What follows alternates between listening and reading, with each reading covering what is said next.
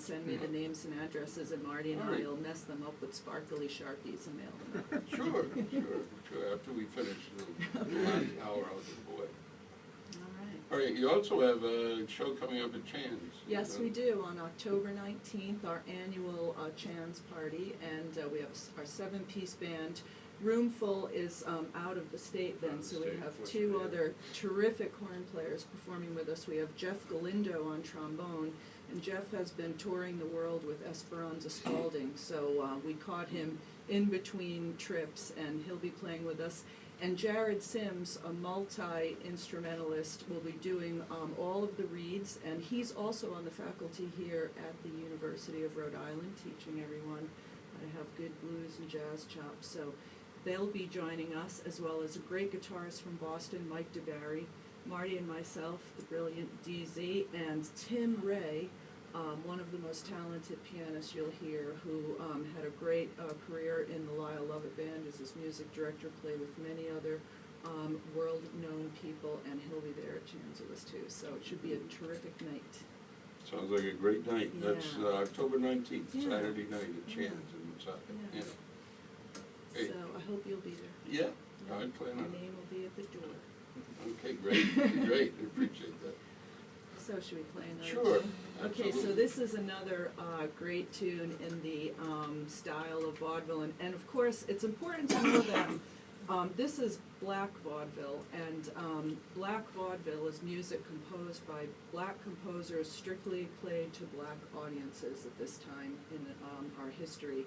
And so the spirit and lyric of them is just priceless in many cases, and this is no exception. This tune was written by Ambrose Bryan. It's an early hokum tune, and hokum tunes, as you know, Paul, are basically a little bit of dirty lyrics there. And this is before Tampa Red, who's probably the most famous blues player of that style. But this was recorded by Mary Stafford in the early 20s, and I always say to people, if you're listening to these tunes and you're wondering, does that mean what I think it means, the answer is usually yes.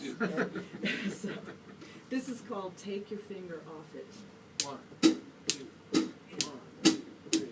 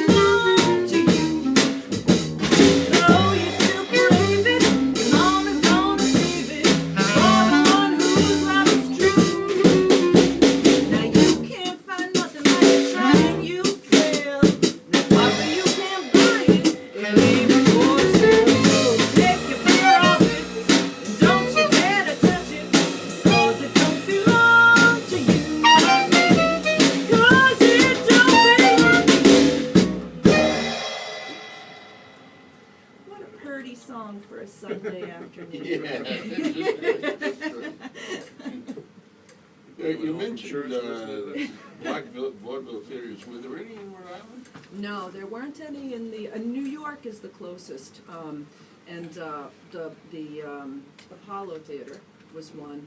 The, what was the one, Marty? The Alhambra Theater in Harlem. We actually had an opportunity to go into the ballroom, which was beautiful. It's one of few that are actually in restored condition. And then Philadelphia had quite a number of them, a large number of them. Pittsburgh had a few, and Washington, D.C., but none up here in New England.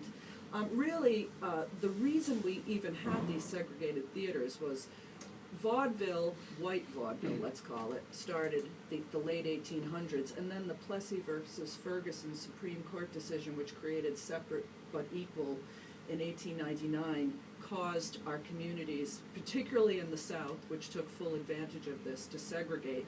Even where there was integration, the African Americans were relegated to small areas of town. And then they built their own communities, the centerpiece of which was often a theater, in which they could get very dressed up and have a night out and feel normal and be entertained in a variety format.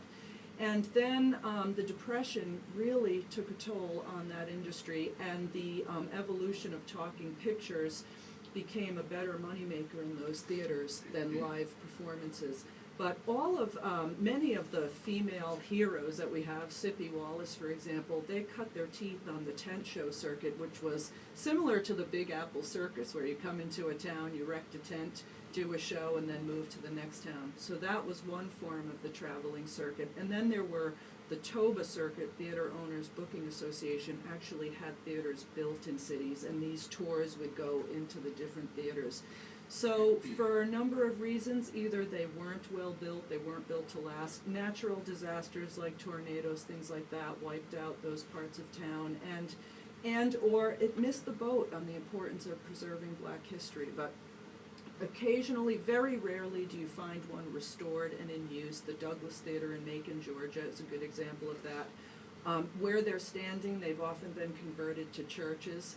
And otherwise, they're parking lots. It's very sad. And even in New Orleans, we're one of the largest theaters where the hugest stars performed. It's gone. It's a parking lot, and there isn't even an historic marker. And it's, believed this form of music was really born in New Orleans on Rampart Street, on the 400 block of Rampart Street. And we were able to find an old vaudeville house there called the Iroquois at 413 Rampart in an abandoned building, but it was just such a special thing to find something standing. But the Little Gem Saloon across the road from there, which is where Louis Armstrong fired the gun, which caused him as a boy to have to go to reform school. This happened at the Little Gem where Scott Joplin played. That's actually been restored and is back in business, so that's a really wonderful thing. But it's just a hit or miss part of the landscape, unfortunately. Oh, interesting. Yeah. All right. Hey, have you got one more for us? I think we can eke one more up. You want to do double crossing Papa? All right. I'm going to hand this little love note to Dave Zinno first. We have another one? You have that one, Rich. We're just having a little, I know you, yeah, you guys can share. Oh, okay. Oh, yeah. We won't do the, we'll amend, oops, sorry guys. Just ignore that for this performance, okay? The So, vamp? yeah, The ignore vamp, the only the vamp. intro. Only the intro. So this song is one of Perry Bradford's compositions. Now, Perry Bradford was one of the original composers of this era, and he, of course, wrote Crazy Blues, the first successful race recording, what we know as race recordings that Mamie Smith recorded. And about 1924, he wrote this after he had formed a partnership with the great Edith Wilson. This is a real fun tune, and if you listen to the story, it's all what's good for the goose is good for the ganders. It's called Double Crossing Papa. 1, 2, 3.